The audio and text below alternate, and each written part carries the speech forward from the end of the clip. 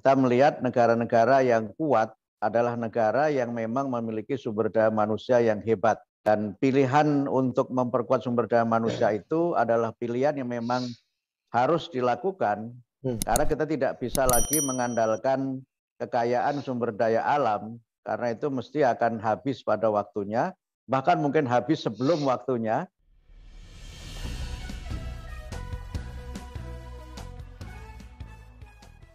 Halo para pendengar Perspektif Baru dimanapun Anda berada, jumpa lagi bersama saya Budi Adiputro dalam wawancara Perspektif Baru.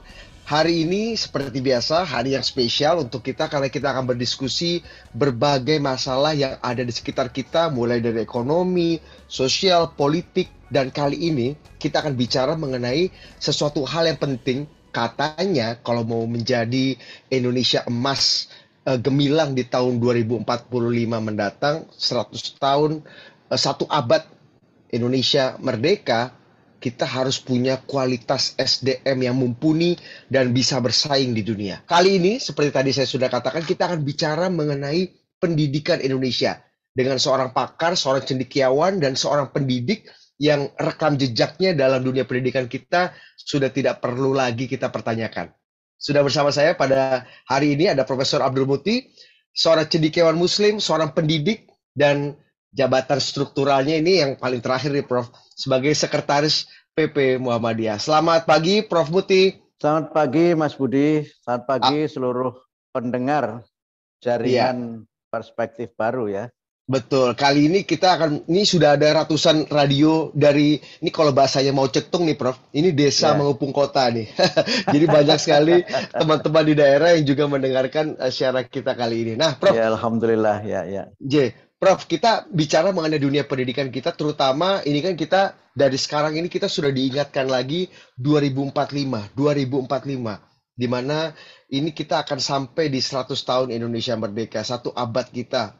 Kabarnya kita harus gemilang, kabarnya kita harus bisa tampil di dunia sebagai negara yang maju, tidak hanya masuk di G20 lagi, tapi negara yang maju gitu, Prof. Nah, pendidikan tuh katanya menjadi kunci yang penting sekali untuk mencapai kegemilangan di tahun 2045. Prof Muti gimana?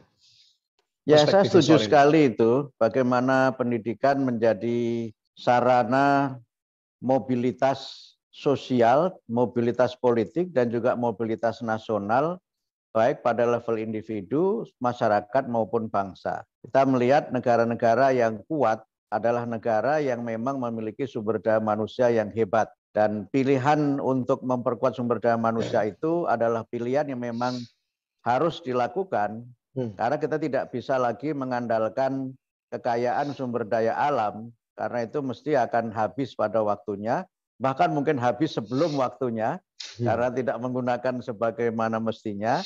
Dan banyak di antara yang kita andalkan adalah non-renewable resources, itu sumber daya alam yang tidak bisa diperbaharui, dan itu akan habis. Tetapi kalau yang kita bangun adalah sumber daya manusia, maka memang itu akan menjadi kekuatan yang sangat menentukan Indonesia di masa yang akan datang. Ya, menurut Prof Muti sendiri, jalan menuju sana, cita-cita menuju ke sana itu sudah kita mulai belum Prof? Dari hari ini, roadmap-nya, jalan panjangnya, atau kita menurut Prof Muti ini antara jargon dan realita dan usahanya itu agak nggak sinkron gitu Prof? Gimana Prof Ya Muti? itu yang saya khawatirkan ya, saya khawatir nggak ada roadmap-nya. Jadi kita ini seperti dejavu gitu istilahnya. Di mana kita ini muter-muter saja, bongkar pasang yang tidak menggambarkan betapa kita ini punya roadmap yang jelas untuk bagaimana kita membangun bangsa ini dari sudut sumber daya manusia. Kita lihat kebijakan pendidikan ini kan ternyata masih berlaku lagu lama ya Mas Budi. Ganti menteri, ganti kebijakan gitu. Iya, dan jadi, ganti jargon baru, ganti slogan baru. Betul ya, jadi tidak ada lagi, tidak berlaku lagi, aku masih seperti yang dulu, nggak ada. Dan kekhawatiran saya, kebetulan saya agak lama ya di Badan Akreditasi Nasional Sekolah Madrasah di Kemendikbud, kemudian terakhir saya di Badan Standar Nasional, memang kita ini sepertinya belum memiliki roadmap yang jelas sehingga siapapun yang menjadi menteri, arah tujuan itu akan sama gitu. Yang mungkin berbeda adalah bagaimana cara menujunya atau mungkin akselerasinya.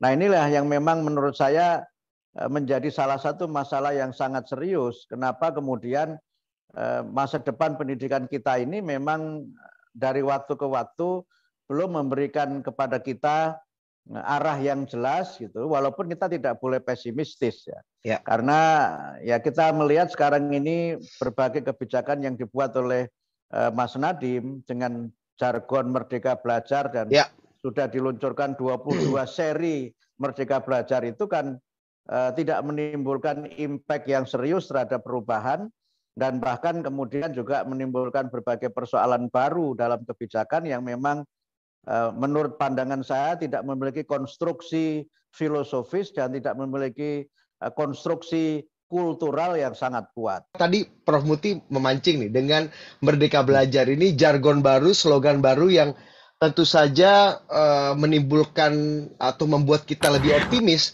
karena kita selama ini merasa Prof bahwa dunia pendidikan apa yang dikerjakan dan diajarkan di sekolah ataupun di kampus itu nggak nyambung dengan kebutuhan dunia usaha. Nah, Mas Menteri Nadiem ini berusaha untuk mengawinkan ini dengan Merdeka Belajar dengan berbagai programnya. Tapi tadi Prof. Muti justru pesimis setelah melihat sekian tahun gitu Prof ya, antara filosofi Grondslagnya dengan kultural Grondslagnya ini nggak match justru malah. Nah ini Prof. Muti gimana? Ada perspektif soal ini?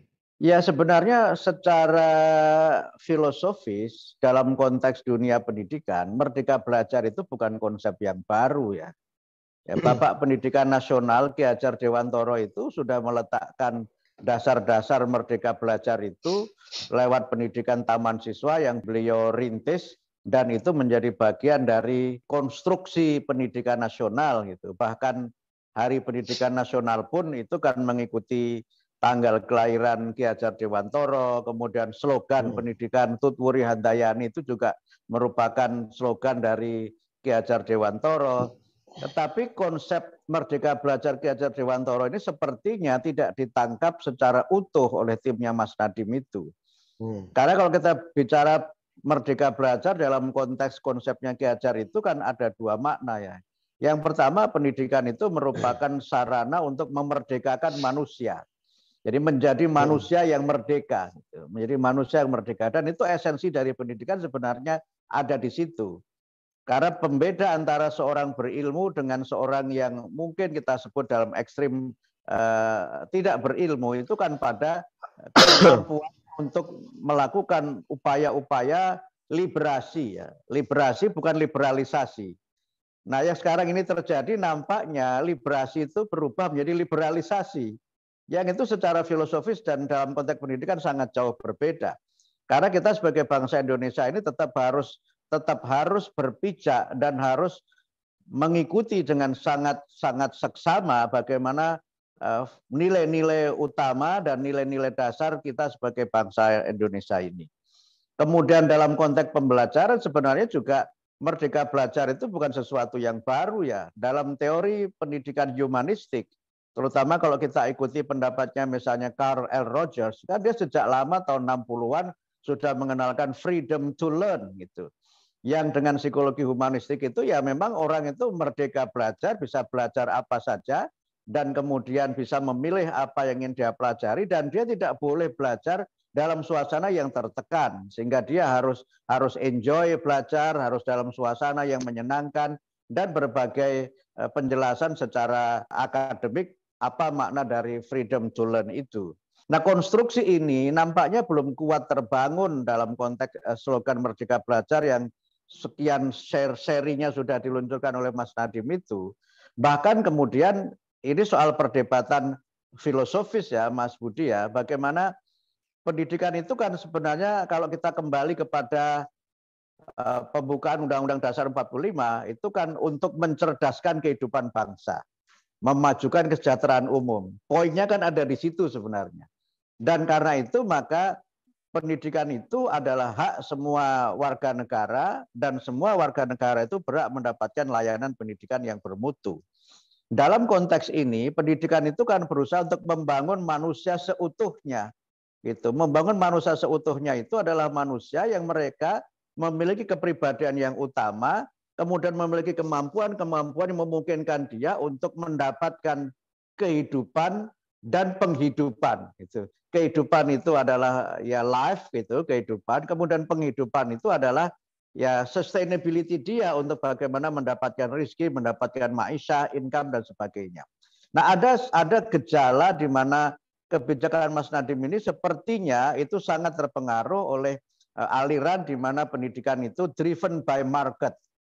Jadi pendidikan ini sepertinya sangat didominasi oleh orientasi pekerjaan. Sementara kita melihat realitas sekarang ini, ya terutama tadi dikaitkan dengan Merdeka Belajar, kemudian slogan yang dipakai sekarang kan link and match ya. Yang itu juga sebenarnya bukan slogan yang baru kan. Tahun 80-an waktu Pak Wardiman Joyonegoro menjadi Mendikbud, ini juga yang beliau pakai kan link and match itu. Karena beliau sebagai seorang alumni Jerman sangat terinspirasi oleh sistem pendidikan di Jerman. Dan memang link and match itu berjalan dengan sangat baik di Jerman. Karena apa? Ada kesinambungan, ada keseimbangan antara dunia industri dengan dunia pendidikan. Prof, itu bukankah itu yang mau dijawab dengan Ya, Merdeka Belajar ini? Link and match yang lebih real, yang lebih konkret gitu, Prof. Tidak hanya sekedar jargon. Iya, tetapi untuk kita bisa nge-link seperti kita wawancara sekarang, Mas Budi, itu kan perlu ada perangkatnya. Perlu ada gadgetnya kan. Kemudian yang kedua, perlu ada sinyalnya. Perlu ada sinyalnya. Bahkan tidak hanya itu. Ada sinyal tapi juga perlu ada paket datanya juga. Iya, iya. Perlu ada kuotanya. Jadi untuk menuju link and match itu kan harus ada prasyarat-prasyarat yang harus dipenuhi. Ya. Dalam konteks Jerman, itu industrialisasinya berjalan dengan sangat kuat. Jerman adalah negara yang memang menjadi welfare state, itu karena memang industri itu sangat kuat di sana.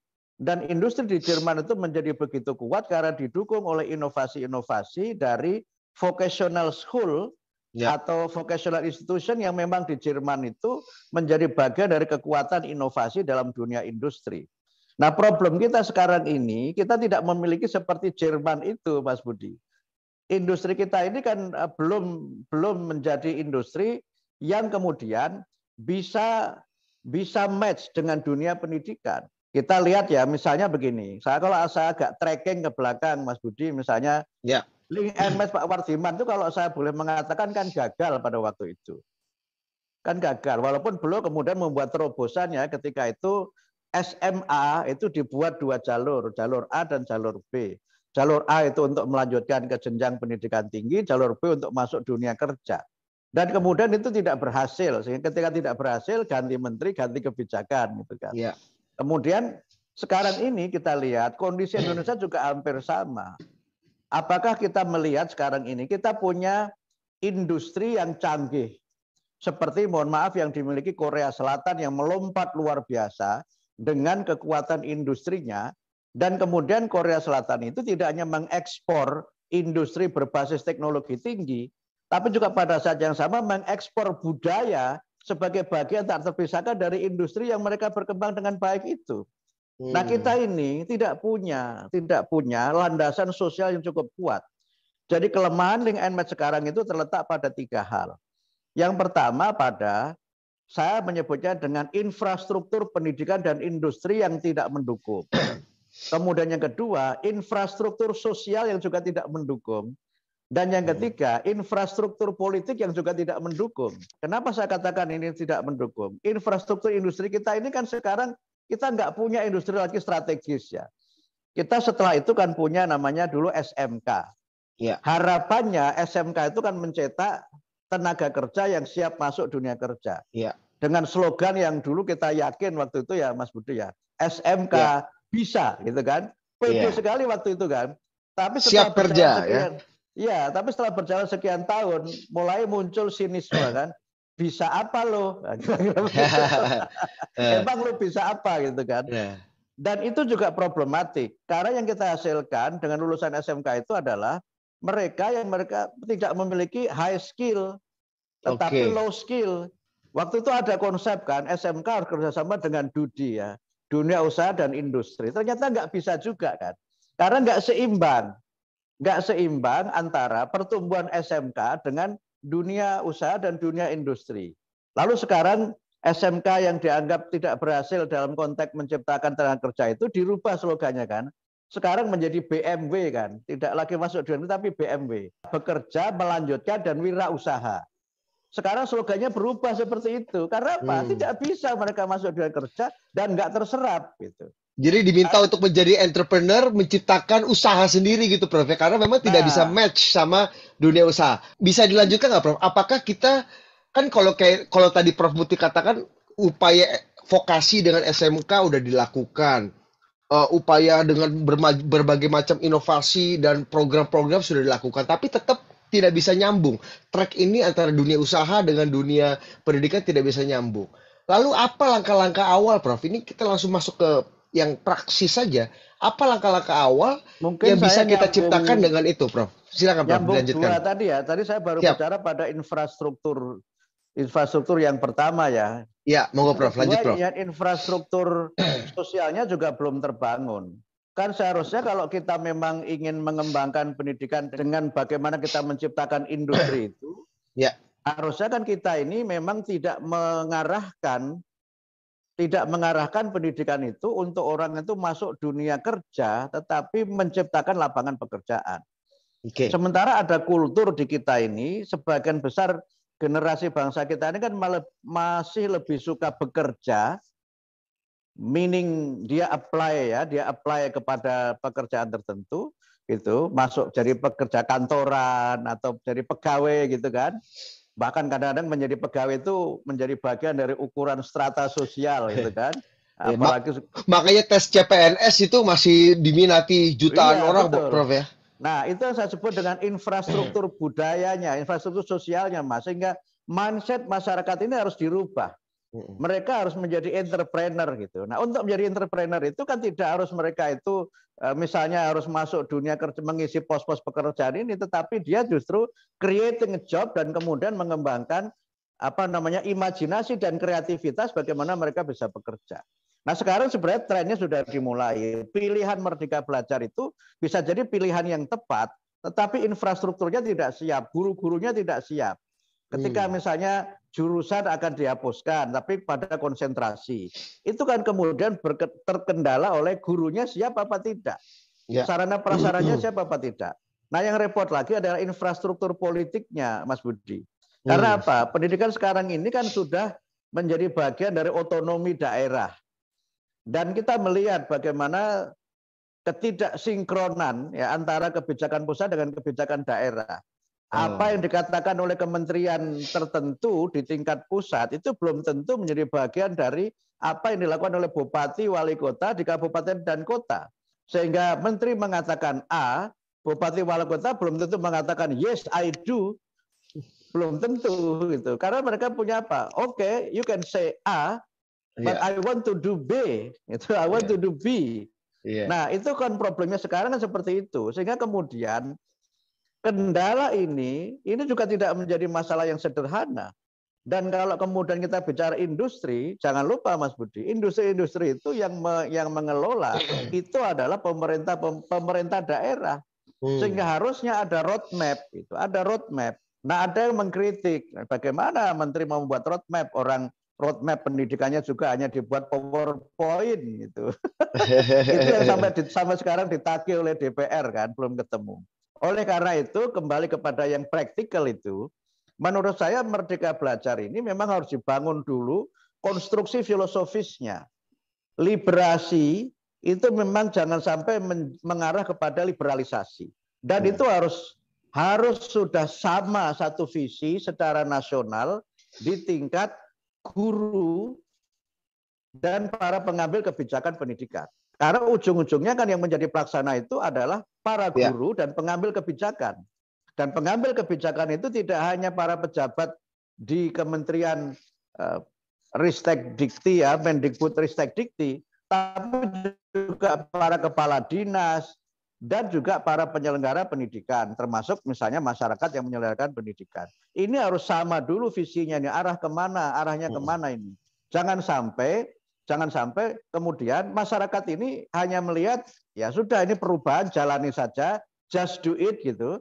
Toh nanti juga pada waktunya juga berubah lagi. Nah, dengan slogan misalnya kalau di kampus itu MBKM ya, gitu. Misalnya Merdeka Belajar Kampus Merdeka, itu kan juga kemudian tidak disertai dengan perubahan yang signifikan di dunia perguruan tinggi. Kurikulum Merdeka misalnya yang menjadi bagian dari rancang bangun dari Merdeka Belajar itu kan tidak sepenuhnya juga dipahami oleh guru-guru. Karena apa? Sebagian besar guru kita ini adalah produk pendidikan lama. Yang masih berbasis mata pelajaran dengan model pedagogi pelatihan yang lama. Nah, untuk melatih guru dengan kurikulum Merdeka itu kan butuh waktu yang sangat lama karena harus merubah mindset mereka.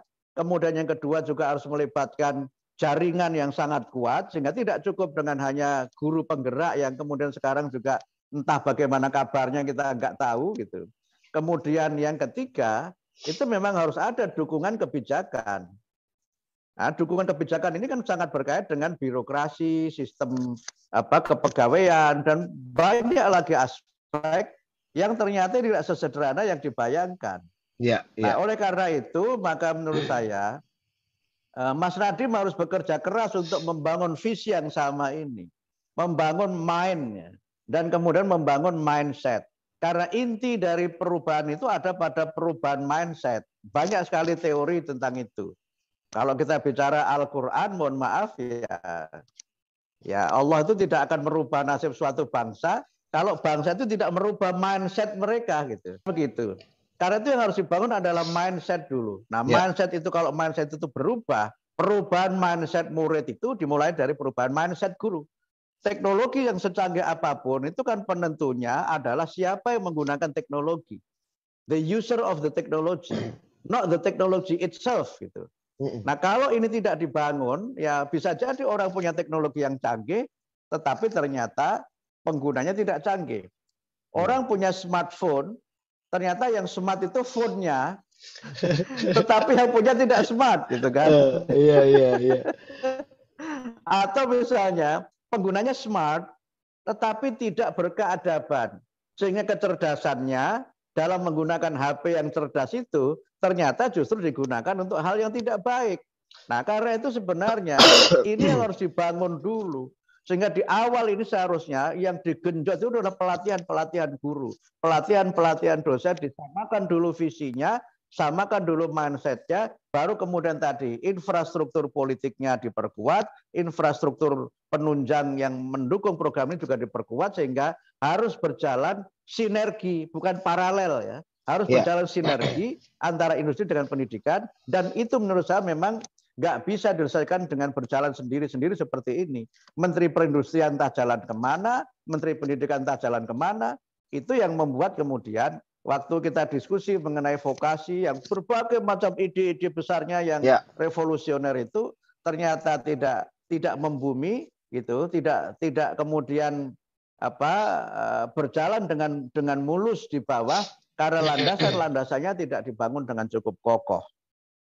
Baik, terima kasih Prof. Putih, luar biasa ya. Saya jadi ini tidak sekedar jargon, tidak sekedar kita punya menteri yang menjadi wajah manusia baru Indonesia dengan inovasi dan penguasaan terhadap teknologi yang mungkin saja menginspirasi dan punya breakthrough terhadap sistem pendidikan kita. Tapi tidak sekedar itu, Prof ya. Banyak sekali hal-hal yang perlu dilakukan, tidak hanya infrastrukturnya, mentalnya, secara kultur, secara filosofi, dan satu lagi yang juga kita baru sadar juga, ini era desentralisasi di mana pusat kalau berkata apa belum tentu daerah ingin melakukannya gitu, Prof, karena tidak ada paksaan dan tidak bisa memaksa juga. Itu yang menjadi tantangan kita. Baik, terima kasih Prof Putih. Kita sudah 30 menit. Tidak terasa, matur nuwun, terima kasih, sehat-sehat selalu. Mudah-mudahan apa yang kita cita-citakan Merdeka Belajar untuk mencapai 2045 Indonesia emas yang gemilang bisa tercapai dengan kualitas SDM kita yang mumpuni. Terima kasih sekali lagi Profesor Abdul Muti. Demikian wawancara saya dengan seorang pendidik. seorang cendekiawan Muslim dan saat ini menjabat sebagai sekretaris PP Muhammadiyah, Profesor Abdul Muti. Saya Budi Adiputro, sampai jumpa.